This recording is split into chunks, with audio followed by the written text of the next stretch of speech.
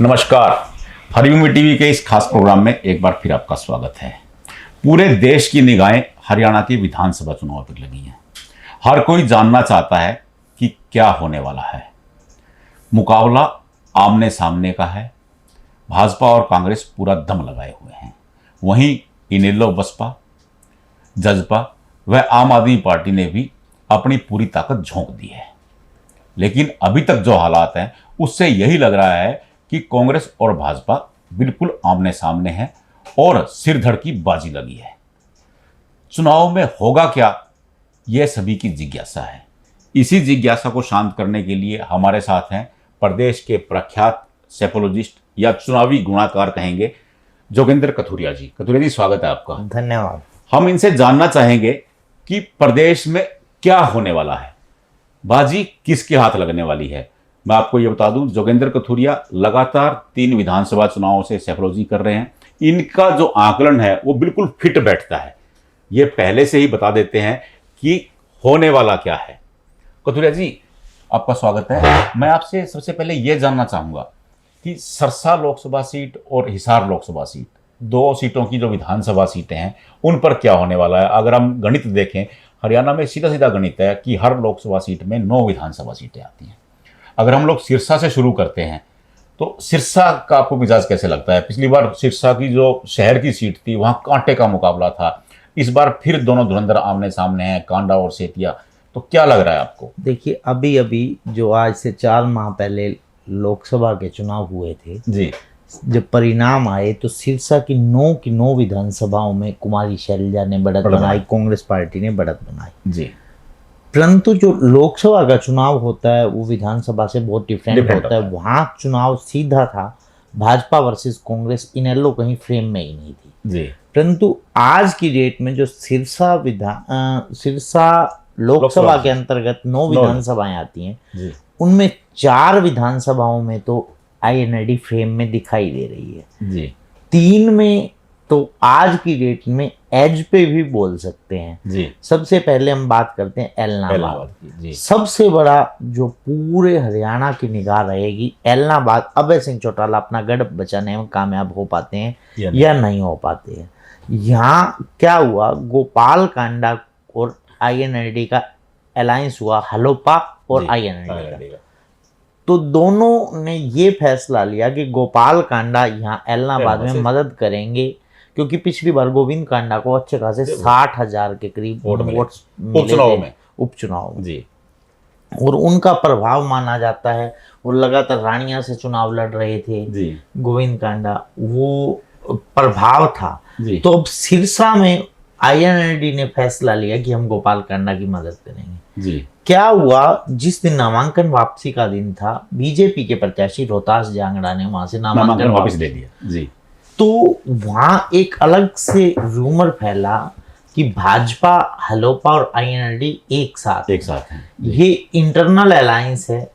इसका जो खामियाजा है वो सबसे ज्यादा अभय सिंह चौटाला एलनाबाद में हो सकता है। एलनाबाद में हुआ जी। जो किसान बेल्ट है, जो परली पंजाबी बेल्ट है जी, जो पिछली बार कांग्रेस से छिटक कर अभय सिंह चौटाला की तरफ इसलिए आई थी कहीं यहाँ गोविंद कांडा ना चुनाव जीत जाए जी। अब जैसे ही ये अलायंस सामने आया या लोगों के मन में ये बैठा जी, तो वो वोट बैंक भरत सिंह बेनीवाल जो कि कांग्रेस के प्रत्याशी हैं जी, उनकी तरफ ट्रांसफर हुआ। भरत सिंह बेनीवाल के साथ साथ एक और प्रत्याशी वहां टिकट मांग रही थी कांग्रेस से, संतोष उनको मनाने में और चुनाव प्रचार में लगाने में कामयाब हुए भरत सिंह बेनीवाल जी। वो पूर्व में पहले विधायक भी रहे। तो इसलिए यहाँ द्विकोणीय मुकाबला हो गया और बिल्कुल कांटे की टक्कर में फंस गए अभय सिंह चौटाला जी। एक समय पे इनेलो 8 सीटों पे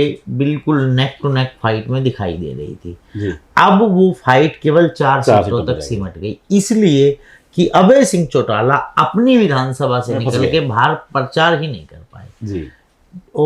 बल्कि जो रानिया का चुनाव है उनके बेटे के लिए सेफ नजर आ रहा है। उनका बेटा को एक तो गोविंद कांडा वाला वोट ट्रांसफर हो रहा है जी। एक जो अधिकतर जाट मतदाताओं का जो रुख है हाँ। वह मजबूत इनेलो की तरफ हो गया। इनेलो की तरफ।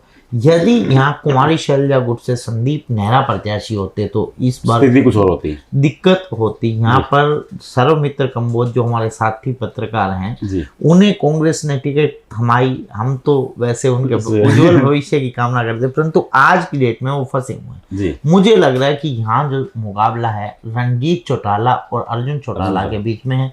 यहाँ पर पोता अपने परदादा को हराने में कामयाब हो जाएगा, जो आज का परिदृश्य हमारे सामने आ रहा है जी। और यहाँ जो तीसरे स्थान पर कांग्रेस के प्रत्याशी मुझे लगता है सर्वमित्र कंबोज रहने वाले हैं और शायद भाजपा तो फ्रेम से ही बाहर पहले 3 में भी ना आई। इस तरह की परिस्थिति बनी हुई है। अगली सीट है कलांवाली की। कलांवाली में आप क्या देखते हैं? देखिए, कालांवाली में पिछली बार जो राजेंद्र देसूजोधा जिन्हें भाजपा ने ये कह के टिकट नहीं दी थी कि ये तो नशे का कारोबारी है जी। और यहाँ पर उनकी इंसल्ट की थी पूर्व मुख्यमंत्री मनोहर लाल खट्टर ने, उन्हें 3 महीने पहले जाकर नायाब सिंह सैनी ने पार्टी ज्वाइन करवाई जी। और फिर टिकट भी थमा दिया, जिससे बलकौर सिंह नाराज हो गए और वो शीशपाल केरवाला के साथ कांग्रेस पार्टी के समर्थन में आ गए। मुझे लगता है कि शीशपाल केरवाला सिटिंग एमएलए हैं, कांग्रेस की हवा है और कुमारी शैलजा का साथ भी है और मार्जिनली जीते हैं, अच्छे मार्जिन से यहाँ कुमारी शैलजा जीती हैं, तो मुझे लगता है अपनी सीट बचाने में कामयाब हो जाएंगे शीशपाल केरवाला। अब सिरसा शहर की बात करेंगे। वहाँ कांडा और सेतिया एक बार फिर आमने सामने आया। पिछली बार मामूली अंतर से सेतिया हारे थे, कांडा जीते थे। देखिए, बात की जाए तो इन दोनों के बीच में 36 का आंकड़ा है जी। जो 2000 पहले से, जब से गोपाल कांडा राजनीति में सक्रिय हुए हैं, इन्हीं परिवार के विरुद्ध लड़ते आए हैं जी। कभी इनकी मदर के सामने, कभी नाना के सामने और अब पिछले 2 चुनावों से धोता के सामने। अब गोकुल सेतिया को पहले यही माना जा रहा था कि वो इनेलो के अलायंस से लड़ेंगे और अच्छी फाइट देंगे, परंतु अंतिम समय पर वो कांग्रेस में आ गए। कांग्रेस में काफी सारे प्रत्याशी थे टिकट की दौड़ में, परंतु गोकुल सेतिया को कांग्रेस ने मजबूत माना और इसलिए गोकुल सेतिया को टिकट थमाई। 40,000 वहाँ जाट मतदाता हैं और लगभग 36,000 के करीब वहाँ पर जो पंजाबी मतदाता हैं। इनका जो गठजोड़ और कॉम्बिनेशन नजर आ रहा है उसमें गोकुल सेतिया को एज जा रहा है, परंतु आप किसी भी तरीके से कम करके नहीं आंक सकते गोपाल कांडा को। गोपाल कांडा पिछले चुनाव में भी पिछड़ते हुए नजर आ रहे थे, लेकिन अंतिम जब परिणाम आया तो वो जीते इस चुनाव को। तो मुझे लगता है कि नेक टू नेक फाइट रहने वाली है। पूरे हरियाणा का सबसे महंगा चुनाव रहने वाला है और सबसे संवेदनशील चुनाव भी आपको सिरसा विधानसभा नहीं। इस बार एक चीज और देखने को मिल रही है कि सिरसा में पंजाब कांग्रेस के अध्यक्ष है राजा वड़िंग, उन्होंने बड़ी ताकत झोंक रखी है। वो लगातार सेतिया के लिए माना जा रहा है कि सेतिया को कांग्रेस में लाने में भी उनका अहम योगदान रहा। वो लगातार सेतिया के लिए वहां डेरा लगाए हुए हैं, लगातार प्रचार कर रहे हैं। और आज मैं कोई खबर देख रहा था जी, जो गोविंद कांडा, गोपाल कांडा के भाई, उन्होंने राजा वड़िंग के ऊपर पर्सनल टिप्पणी भी की है, जिससे उन्हें खामियाजा भी भुगतना पड़ रहा है इस चीज का कि व्यक्तिगत तौर पर टिप्पणी की राजा वड़िंग पर। तो मैं मानता हूं कि भूपेंद्र सिंह हुड्डा ने, कुमारी शैलजा, सभी गोकुल सेतिया के लिए जोर लगा रहे हैं। अब आते हैं फतेहाबाद जिले में। फतेहाबाद जिले की 3 सीटें हैं जो सिरसा में आती हैं, रतिया, टोहाना और फतेहाबाद। हम पहले फतेहाबाद शहर की बात कर लेते हैं। वहाँ एक बार फिर दूड़ाराम और बलवान दौलतपुरिया आमने सामने हैं। दूड़ाराम कांग्रेस की टिकट, भाजपा की टिकट पे हैं, दौलतपुरिया कांग्रेस की टिकट से चुनाव लड़ रहे हैं। वहाँ की तस्वीर क्या देखते हैं? देखिए, जो बलवान दौलतपुरिया हैं उन्हें कुमारी शैलजा का बहुत ही करीबी माना जाता है। कुमारी शैलजा का समर्थक हैं, इसलिए कुमारी शैलजा ने उनकी टिकट के लिए एडी चोटी का जोर लगाया। वहां पर कांग्रेस के पास 3 और स्ट्रॉन्ग प्रत्याशी थे। प्रहलाद सिंह गिल्लाखेड़ा पूर्व में सीपीएस रहे हैं, विधायक रहे हैं। डॉक्टर वीरेंद्र सिवास पिछली बार 2000 के करीब वोटों से चुनाव हारे थे। विनीत पुनिया, कृष्णा पुनिया के सुपुत्र और अभी भी कांग्रेस के राष्ट्रीय सचिव हैं, तो उन्हें भी टिकट नहीं मिल पाई। तो मैं ये कह रहा हूँ कि बलवान दौलतपुरिया को यदि भीतर घात ना हुई तो आज की डेट में जो वहाँ का परिप्रेक्ष्य है, उसमें जो परिदृश्य नजर आ रहा है हमें, उसमें आगे नजर आ रहे हैं बलवान दौलतपुरिया। यदि किसी प्रकार से भीतर का अपनी ओर से एडी छोटे का जोर यहाँ दूड़ाराम जी लगाए हुए हैं, वहाँ बिश्नोई वोट्स की भी अच्छी खासी तादाद है। आदमपुर के बाद मुझे लगता है कि फतेहाबाद में 9 गांव ऐसे हैं, हाँ जी, हाँ, बिश्नोई बहुल गांव गिने जाते हैं। तो यहाँ पर अपना एडी छोटे का जोर लगाए हैं। दूड़ाराम अपना घर बचाने में कामयाब हो पाते हैं या नहीं, पर आज की डेट में चुनाव में पिछड़े हुए एडी छोटे का पूरा जोर लगा रखा है। अगली सीट है टोहाना। देवेंद्र बबली खासा चर्चित चेहरा हैं, जजपा में थे, बाद में भाजपा में आए, भाजपा ने उनको टिकट भी दिया। तो परमवीर सिंह पुरानी उनकी सीट है, उनके सामने उनका मुकाबला है। अब कैसे देखते हैं आप वहाँ पे? देखिए, मैं आपको बता दूं, थोड़ा पीछे ले चलता हूँ। देवेंद्र बबली निर्दलीय चुनाव लड़े थे, शायद 2009 में भी पहली बार लड़े थे जी, और वो कांग्रेस में आ गए थे। उन्हें अशोक तंवर का बहुत करीबी माना जाता था जी, परंतु अशोक तंवर जी उन्हें टिकट दिलवाने में कामयाब नहीं हो पाए। पिछली बार वो जेजेपी की टिकट पर चुनाव लड़े। जेजेपी नई नवेली पार्टी थी जी, और नए नए जोश में लोगों ने जेजेपी पार्टी को वोट्स दिया। उन्हें जो देवेंद्र बबली जी को 2 चीज़ों का नुकसान हुआ, जेजेपी पार्टी की एंटी इनकम्बेंसी जी, उसके बाद जो इन्हें मंत्री बनाया गया, पंचायत मंत्री, सरपंचों के साथ खटपट, फिर किसानों के ऊपर बयानबाजी, इन 3 चीजों का खामियाजा इन्हें भुगतना पड़ रहा है। हालांकि इन्होंने सार्वजनिक तौर पर किसानों से माफी भी मांगी, परंतु वो चुनाव के समय सभी सोचते हैं कि गधे को भी बाप बनाने को खुश हो जाते हैं, तैयार हो जाते हैं, या जो नेता होते हैं। तो इस तरह की माफ़ी जो किसानों ने सोचा कि इस तरह की माफ़ी मांगी, अभी किसान पूरी तरह से संतुष्ट नहीं है, वो भाजपा को वोट देने को तैयार नहीं है। पहले देवेंद्र बबली कांग्रेस को समर्थन दिया था और टिकट भी कांग्रेस के मांग रहे थे। जब कांग्रेस से बात नहीं बनी, वहाँ भाजपा के पास ऐसा कोई मजबूत चेहरा नहीं था। सुभाष बराला राज्यसभा में जा चुके थे, इसलिए मजबूरी में यहाँ देवेंद्र बबली को चुनाव लड़वाना पड़ा भाजपा को। मुझे लग रहा है कि जो वन साइडेड चुनाव पहले नजर आ रहा था देवेंद्र बबली का, आपको एक बात और रिमाइंड करवाऊं कि देवेंद्र बबली के खिलाफ कांग्रेस के जो शीर्ष नेतृत्व को एक लेटर भी दिया था किसानों ने और सरपंचों ने, इसे टिकट दी तो हम विरोध करेंगे। वहाँ सरदार निशान सिंह जो जेजेपी के पूर्व में प्रदेश अध्यक्ष थे, वो भी टिकटार्थी थे, परंतु और जो परमवीर सिंह जी के भाई रणधीर सिंह वो भी टिकट मांग रहे थे, परंतु यहाँ परमवीर सिंह जो भूपेंद्र सिंह हुड्डा के पुराने हरपाल सिंह के सुपुत्र हैं, पूर्व में विधायक रहे, इनके 2 बार ये विधायक बने, एक बार सीपीएस बने और उसके बाद एक बार मंत्री भी रहे हैं, शायद कृषि मंत्री बने। तो अच्छा जनाधार है इनका। पिछली बार जमानत जब्त हो गई थी, इस बार चुनाव जीतते हुए नजर आ रहे हैं। आज की डेट में परमवीर सिंह आगे हैं और यहाँ पर जो टोहाना का चुनाव है निराला है। पिछली बार देवेंद्र बबली को सराखों पर बिठाया, इस बार उसी शख्स की मिट्टी पलीत कर रहे हैं, उसे हरवाने के लिए वोटिंग कर रहे हैं। अब एक नई सीट है, वहाँ पे नई सीट नहीं कहूँगा, ये कहूँगा कि अजीब तरह का मुकाबला हो रहा है रतिया में। जरनैल सिंह कांग्रेस के दावे उम्मीदवार हैं और रतिया में भाजपा ने पूर्व सांसद सुनीता दुग्गल को टिकट दिया है। और हैरानी की बात यह है कि जो पूर्व विधायक थे नापा, वो कांग्रेस में शिफ्ट हो गए। तो वहाँ क्या सोचते हैं, रतिया में क्या हो सकता है? देखिए, मैं आपको रतिया की बता दूं, रतिया का जो भाग है वो 2 भागों में बटा हुआ है। बीच में नहर है, परली साइड जो सिख बेल्ट है, वहां पर भाजपा का पुरजोर विरोध है जी। जो शहरी बेल्ट है वहां पर फिर भी भाजपा को वोट मिल रहा है। 2014 में भी सुनीता दुग्गल, जब इन्हें लोकसभा की टिकट नहीं मिली थी तो ये विधानसभा का चुनाव लड़ी थी रतिया, जब थोड़े मार्जिन से चुनाव हारी थी। इस बार एंटी इनकम्बेंसी बहुत है और इनका विरोध हो रहा है। वहां पर सरदार जरनैल सिंह जो पूर्व में विधायक रहे हैं, भूपेंद्र सिंह हुड्डा के करीब भी हैं, चुनाव इजिली जीतते हुए दिखाई दे रहे हैं। आज का जो परिप्रेक्ष्य हमारे सामने बना हुआ परिदृश्य हमारे सामने आ रहा है।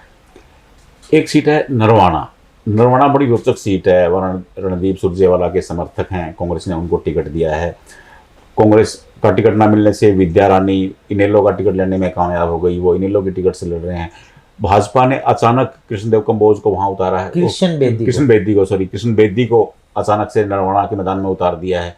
वहाँ क्या देख रहे हैं तस्वीर? वहाँ देखिए क्या पिछले 3 साल से कृष्ण बेदी जी शाहबाद को छोड़ के नरवाना पर सक्रिय थे। थे। पहले वो सिरसा की लोकसभा टिकट भी चाहते थे जी और वो नरवाना की सीट के लिए ट्राई कर रहे थे, परंतु एकदम से रामनिवास सुरजाखेड़ा कोई स्टेप ना ले लें, हाँ। इसलिए उन्होंने रामनिवास सुरजाखेड़ा को भी अपने उसमें जाल में फंसाए रखा भाजपा ने, जी और अंतिम समय पर उसकी टिकट काट कर यहाँ कृष्ण बेदी को चुनाव मैदान में उतारा। यहाँ पर सब उलट पुलट हो गया। जो कांग्रेस की प्रत्याशी थी विद्या रानी, हाँ, वो लगातार 2 जी। चुनाव लड़ी, वो तो इस बार इनेलो की टिकट पर चुनाव लड़ रही हैं और बहुत फाइट भी दे रही हैं। जी जो बीजेपी से चुनाव लड़ रही थी संतोष दनोदा, वो इस बार जेजेपी की टिकट पर चुनाव लड़ रही हैं। और सतबीर दबलैन, जिन्हें रणदीप सिंह सुरजेवाला का बहुत करीबी माना जाता है, लग रहा था कि पहले इनका गृह क्षेत्र गृह हल्का रहा, यहाँ से जीतते आए शमशेर सिंह सुरजेवाला भी। रणदीप सिंह सुरजेवाला ने, मुझे याद है, एक बार बहुत ही महंगे चुनाव में यहाँ पूर्व मुख्यमंत्री ओम प्रकाश चौटाला को मात दी थी और नजदीकी मुकाबले में मात दी थी। तो मुझे लग रहा है कि रणदीप सिंह जो सुरजेवाला हैं वो अपना गढ़ बचाने में कामयाब होते हैं। पुराने समय में उनका गढ़ आधार रहा है उनका, आज भी वोट बैंक है। सतबीर दबलैन, विद्या रानी और कृष्ण बेदी, ट्रेंगुलर फाइट है, कुछ भी हो सकता है। अभी इस सीट के बारे में कुछ कहना जल्दबाजी होगी।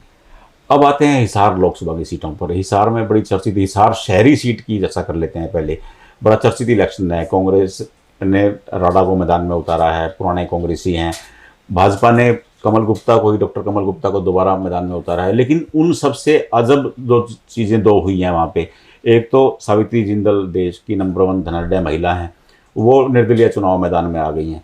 दूसरा, वहाँ के मेयर हैं गौतम सरदाना, वो भी निर्दलीय चुनाव मैदान में आ गए हैं। तरुण जैन भी, एक तरुण जैन है, वो भाजपा का बड़ा चेहरा थे कभी, वो बड़े उद्योगपति हैं, वो भी चुनाव मैदान में हैं। तो रोचक जंग हो गई है हिसार में। देखिए क्या हुआ, एंटी इनकम्बेंसी थी कमल गुप्ता के प्रति जी।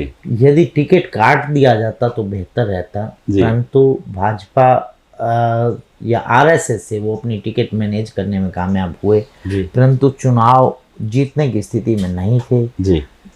जहाँ पर सावित्री जिंदल चुनाव मैदान में कूदी, उन्होंने कहा कि मेरा अंतिम चुनाव है, मेरा घर है हिसार, मैं हिसार को नहीं छोड़ना चाहती जी। और इधर रामनिवास राणा, जिन्हें कुमारी शैलजा का करीबी माना जाता है, यहाँ एक रात पहले तक ये चर्चा थी कि बजरंग दास गर्ग को टिकट लेने में कामयाब रहेंगे, परंतु जो मेरे पास गुप्त सूत्रों, कहीं ना कहीं जिंदल परिवार का भी हाथ रहा, यहाँ बजरंग दास गर्ग को टिकट ना मिले। और बजरंग दास गर्ग अब क्या अभी तक वहां पर सक्रियता नहीं दिखाई है। वहां पर रामनिवास राणा, यदि जो वैश्य समाज का वोट बट रहा है, वहां पर एक और अजब दृश्य देखने को मिला। कल जाट समाज ने एकत्रित होकर यहाँ पर सावित्री जिंदल का समर्थन किया। आज का जो दृश्य बन रहा है, स्थिति बन रही है, उसमें सावित्री जिंदल आगे बढ़ती हुई दिखाई दे रही हैं, कमल गुप्ता बहुत पिछड़ते हुए दिखाई दे रहे हैं। वो तो अपनी जो केवल इज्जत बचाने के लिए चुनाव मैदान में बने हुए हैं, अदरवाइज मुझे जीत की परिस्थिति में कमल गुप्ता नजर नहीं आते। यहाँ पर रामनिवास राणा मुझे लगता है कि मुकाबला कर रहे हैं कुछ सावित्री जिंदल का। यदि वैश्य और पंजाबी वोट्स जो कुछ गौतम सरदाना बटा और जो लोकल वोट्स एकत्रित होकर, एक सैनी का बड़ा वोट बैंक है हिसार में, सैनी वोट बैंक, सैनी समाज से आते हैं, मुख्यमंत्री भी है, उसका भी सैनी समाज से आते हैं, तो उसका ही बड़ा फर्क पड़ता है। वो लगातार सक्रिय भी रहते हैं। कभी पिछली बार भी अच्छे खासे हरि सिंह सैनी का गढ़ हुआ करता था, हिसार में चुनाव लड़ते थे हरि सिंह सैनी। उनके बाद अगली सीट पे हम चर्चा करेंगे बरवाला पे। बरवाला में एक रोचक मुकाबला इसलिए हो रहा है कि संजना सातरोड को इनेलो ने मैदान में उतार दिया है। देखिए, शुरू में संजना सातरोड ने अपना चुनाव उठाया, परंतु अब मुझे लग रहा है कि जो मुकाबला है रणबीर गंगवा और रामनिवास घोड़ेला के बीच में, कांग्रेस के रामनिवास घोड़ेला हैं, और धीरे धीरे संजना सातरोड का चुनाव जो नीचे डाउन होना शुरू हो गया। संजना सातरोड आज मुझे नहीं लगता कि मुकाबले में बनी हुई है। यह मुकाबला जो दो मजबूत प्रजापति समाज के नेता हैं, एक भूपेंद्र सिंह हुड्डा के करीबी हैं, एक मनोहर लाल खट्टर के करीबी हैं। पूर्व में मुझे लगता है शायद राज्यसभा सांसद भी रहे हैं रणबीर गंगवा, और डिप्टी स्पीकर भी रहे हैं। तो मजबूत चेहरा है रणबीर गंगवा। वो नलवा से शिफ्ट होकर बरवाला में आए हैं। यहाँ लगभग 40,000 के तकरीबन मत हैं प्रजापति समाज के। तो वो ज़्यादा रामनिवास घोड़ेला की तरफ जाते हैं या रणबीर गंगवा की तरफ आते हैं। जाट समाज के जो 68,000 मतदाता हैं वो क्या संजना सातरोड की तरफ जाते हैं या रामनिवास घोड़ेला की तरफ जाते हैं। Other OBC, SC, Punjabi votes, ब्राह्मण वोट्स का क्या रुख रहता है, वो किस ओर जाते हैं। अभी यहाँ पे बहुत कुछ होना बाकी है, पर जो मुकाबला है मुझे दो दिग्गज चेहरे जो प्रजापति समाज के हैं उनके बीच नजर आ रहा है। लेकिन वहाँ पे वो बरवाला में भूपेंद्र सिंह हुड्डा की नाक का सवाल भी है। उन्होंने अपने खासम खास प्रोफेसर वीरेंद्र को बरवाला में डेरा जमवा रखा है, तो वो लगातार वहाँ प्रोफेसर धर्मवीर सक्रिय हैं। और सुरेंद्र बरवाला ने अभी अभी कांग्रेस ज्वाइन की है भाजपा छोड़कर, उसका भी फायदा मिलता हुआ नजर आ रहा है। परंतु जयप्रकाश जेपी उस तरह से सक्रिय नहीं है जिस प्रकार से उन्होंने लोकसभा का चुनाव लड़ा था। मुझे लग रहा है कि कुछ न कुछ दाल में काला नजर आ रहा है। जयप्रकाश जेपी और रामनिवास घोड़ेला के बीच में पट नहीं रही है। भूपेंद्र सिंह हुड्डा यदि इस तरह से उन दोनों ही उनके प्यारे हैं, उन्हें मैनेज करने में कामयाब नहीं हुए तो नुकसान उठाना पड़ सकता है। उकलाना की तस्वीर को क्या देखते हैं? उकलाना में क्या होने वाला है? देखिए, भाजपा ने जेजेपी से जो मंत्री थे अनूप धानक, उन्हें प्रत्याशी बनाया। मुझे लगता है वो चुनाव में पिछड़ रहे हैं। उनकी व्यक्तिगत एंटी इनकमेंसी, पार्टी की एंटी इनकमेंसी, इसकी बजाय तो अपने किसी कार्यकर्ता, बहुत सारे उम्मीदवार थे उनके पास, उन्हें उम्मीदवार बनाते तो ज़्यादा बेहतर रहता। यहाँ नरेश सेलवाल बहुत बड़ी बढ़त के साथ आगे दिखाई दे रहे हैं चुनाव। अगली सीट है हांसी की। हांसी में पूर्व विधायक थे मिचंद मक्कड़, उनके पोते को टिकट दिया है कांग्रेस ने। इस बार पंजाबी चेहरा मैदान में उतारा है। पिछली बार जाट चेहरा उतारने का खामियाजा कांग्रेस भुगत चुकी है। वहाँ पे भाजपा ने भ्याना जी को ही मैदान में उतारा है। आप हांसी की तस्वीर में क्या देखते हैं? देखिए, भ्याना जी के लिए एक बेनिफिशियल बात इस बार यह है कि हांसी सैनियों का गढ़ भी है। सैनी समाज का बड़ा वोट बैंक है वहाँ पे। अतर सिंह सैनी यहाँ विधायक भी रहे हैं, अतर सिंह सैनी। तो सैनियों का एक बड़ा प्रभाव है हांसी सीट पर, और नयाब सिंह सैनी के कारण वो भाजपा की तरफ झुक सकता है। वैसे भी पिछले 2-3 चुनावों का जो ट्रेंड है, सैनी समुदाय ज्यादा भाजपा की तरफ ही आ रहा था जी। क्या जो नुकसान उठाना पड़ रहा है विनोद भ्याना को, जो पंजाबी समुदाय का वोट बट रहा है, और जो नाराज थे विनोद भ्याना से, अगर और किसी समुदाय का प्रत्याशी होता तो शायद ना भी जाते। पंजाबी समुदाय के जो लोग नाराज थे, एंटी इनकमेंसी थी विनोद भ्याना के प्रति, वो राहुल मक्कड़ की तरफ इजीली आ रहे हैं। राहुल मक्कड़ को जाट मतदाता भी एक मुश्त होकर मिल रहा है, जिसके कारण राहुल मक्कड़ अपना चुनाव को उठाने में कामयाब हो रहे हैं। हालांकि टक्कर है यहाँ, परंतु जो एज है वो राहुल मक्कड़ की झोली में जा रहा है। उचाना के बारे में क्या कहते हैं? देखिए, जब शुरुआत में चुनाव लग रहा था, जब लोकसभा की टिकट से वंचित रह गए थे ब्रिजेंद्र सिंह, तो विधानसभा की टिकट उनकी लगभग फाइनल ही लग रही थी, और लग भी रहा था वो इजीली चुनाव जीत जाएंगे। बहुत एंटी इनकमेंसी दुष्यंत चौटाला के प्रति थी। यहाँ भाजपा ने नॉन जाट दांव खेला और ब्राह्मण चेहरे देवेंद्र अत्री, जो काफी समय से सक्रिय थे, उनको मैदान में उतारा। परंतु यहाँ कांग्रेस के जो दो बागी आए मैदान में, एक दिलबाग शांडिल्य और वीरेंद्र घोगड़िया, उससे चुनाव खासा खराब हुआ यहाँ पर ब्रिजेंद्र सिंह का, और चुनाव फंस गया। जो लीड बहुत बड़ी नजर आ रही थी ब्रिजेंद्र सिंह की, वो सिमट गई। यहाँ कांटे का मुकाबला होने वाला है। देवेंद्र अत्री और यहाँ ब्रिजेंद्र सिंह के बीच में सीधा मुकाबला होने वाला है। ट्रायंगुलर फाइट तो मैं नहीं कह रहा। यहाँ वीरेंद्र घोगड़िया कितने वोट लेता है इस पे डिपेंड करेगा। हाँ, इस पर डिपेंड करेगा, और दिलबाग शांडिल्य कितने लेते हैं। यहाँ सबसे रोचक देखने वाला, जो उप मुख्यमंत्री थे वो अपनी जमानत बचाते हैं नहीं। सबसे बड़ी शर्तें तो यही लग रही हैं कि दुष्यंत वहां जमानत बचा पाएंगे या नहीं बचा पाएंगे, जो काफी टफ लग रहा है कि वो जमानत भी बचा पाएंगे या नहीं। अगली सीट है भवानी खेड़ा। हिसार लोकसभा के क्षेत्र में आती है। वैसे जिला भिवानी है भवानी खेड़ा का, लेकिन लोकसभा क्षेत्र हिसार आता है, इसलिए हम उसमें चर्चा कर रहे हैं कि भवानी खेड़ा में क्या होने वाला है। कांग्रेस ने पैराशूट कैंडिडेट दिया है भवानी खेड़ा में इस बार। रामकिशन फौजी पहले नाराज थे, बाद में वो मान गए। अब क्या लग रहा है आपको? देखिए, प्रदीप नरवाल को प्रियंका गांधी का बहुत करीबी माना जाता है। कल प्रियंका गांधी उनके लिए स्पेशल जनसभा करने भी गई जी। और जिससे एक हवा बनी है प्रदीप नरवाल की, शुरुआती चुनाव में पिछड़े हुए थे, यहाँ कपूर वाल्मीकि और प्रदीप नरवाल के बीच कांटे का मुकाबला है। यहाँ सतवीर रतेरा पिछड़ते हुए नजर आ रहे हैं। यदि वो कांग्रेस की टिकट लेने में कामयाब होते तो वो रहते फाइट में, परंतु अब निर्दलीय चुनाव लड़ रहे हैं तो मुझे लग रहा है कि 10,000 वोटों के करीब सिमट जाएंगे। यहाँ असली मुकाबला जो प्रदीप नरवाल और यहाँ कपूर वाल्मीकि, यहाँ बिशंबर वाल्मीकि जिन्हें मंत्री बनाया गया था, उनकी टिकट भी काट दी गई। तो मुझे लग रहा है कि यहाँ पर यदि भीतरघात किसी भी पार्टी को झेलना पड़ा, कांग्रेस को भी भीतरघात हो सकता है, भाजपा को भी भीतरघात हो सकता है। जो पार्टी भीतरघात बचाने में कामयाब हुई वही यहाँ भी है। ये था सिरसा और हिसार लोकसभा सीटों की, हिसार लोकसभा की 18 विधानसभा सीटों का आकलन। हमने हर सीट के हिसाब से देखा कि क्या होने वाला है, सरकार किसकी बनने वाली है। अगले प्रोग्राम में हम 2 लोकसभा सीटों का और आकलन करेंगे। तब तक के लिए नमस्कार।